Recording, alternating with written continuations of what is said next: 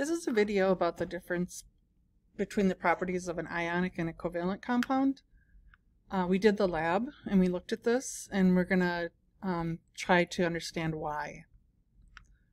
So ionic compounds have a really high melting point. We saw that in the lab. They're the ones, there was 3 of them that didn't melt.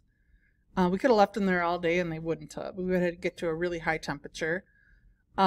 If something has a high melting, it's going to also then have a high boiling point. The reason why it's high is because when you look at a ionic compound, it is, this is arranged like, let me show you. This would be like a chloride, sodium, chloride, sodium, and so on.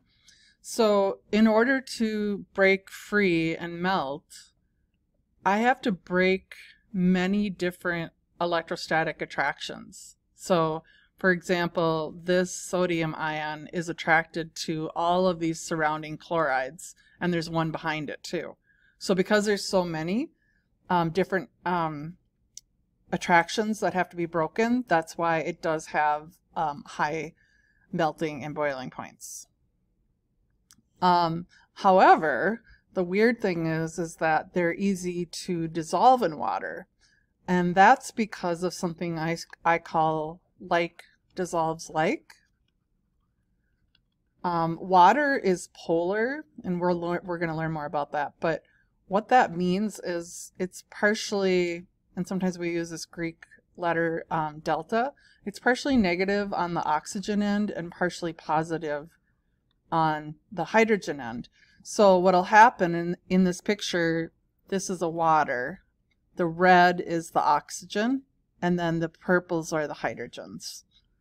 So because it's partially negative, that part, the oxygen part of the waters, are going to surround the sodium ions, or the positive ion if it were a different ionic compound. And the negative,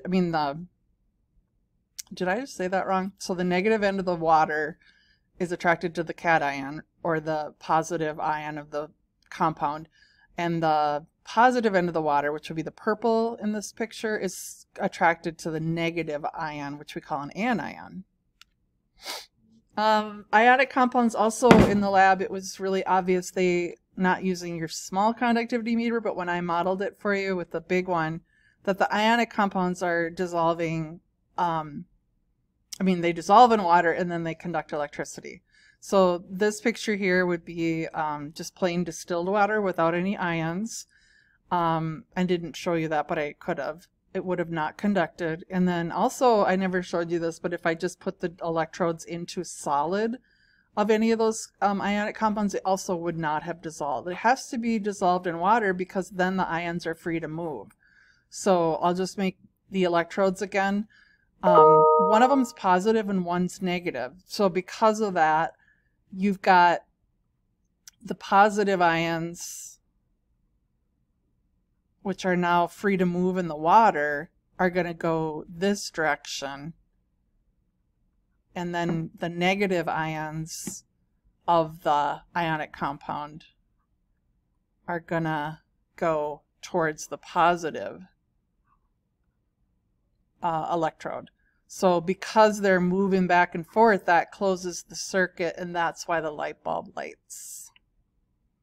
So just to summarize the difference between ionic and covalent compounds, and what are they kind of made out of? So ionic compounds are metals and nonmetals. Metals are everything to the left of that staircase on the periodic table. Everything to the left, so most elements are metals. And then there's those few nonmetals to the right. So a metal with a nonmetal is an ionic compound. 2 nonmetals together, it's going to make a covalent compound. What's happening to the electrons? In ionic, they're actually transferring their electrons. The metals will lose electrons, and the nonmetals will then take them. So they get this kind of mutual benefit. So we'll talk more about that later too. And then covalent, they're actually sharing electrons. The type of bond is ionic or covalent. And then normally at room temperature, ionics are solid. That's because they have such a high melting point. So you're not going to find them as a gas or a liquid, not naturally. And then the covalents, remember, they're easier to melt and easier to boil. So they can be solid. The ones in our lab were, but also a lot of them are liquids and gases because they have such low melting and boiling points. Solubility, ionics are typically soluble in water because they have the positive ions and the negative ions, which the water also has a positive and negative end that surrounds them. And then the covalents, we saw a lot of our covalents in our lab actually were soluble, so they can be, and that's because the covalent compound itself had some polarity, some negative and positive end kind of issues, which we will talk more about too.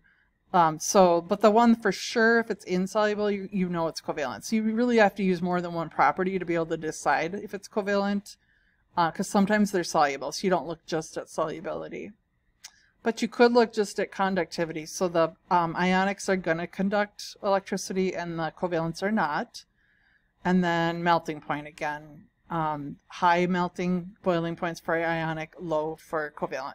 I think I missed a slide here. When I was trying to compare, I talked to you about why it is that the ionic compounds have a high melting point because they have to break all of those different interactions in the crystal. Covalents, here's dry ice, and so dry ice does not come naturally. It's carbon dioxide in the solid form, and it's going from a solid directly to a gas. It doesn't even have to boil or anything, and that's called sublimation. So it does this so easily because if you look at, this would be the carbon dioxide, where the gray is the C, the carbon part, and then the O's are the red. You see they're not packed together in a nice little crystal the way the ionic was. And so you just have to break a little bit of an interaction between them, but it's not as organized. So it's much easier to break the interaction and to take, the liquid form to a solid, or the solid to a liquid, or in this case, a solid directly to a gas.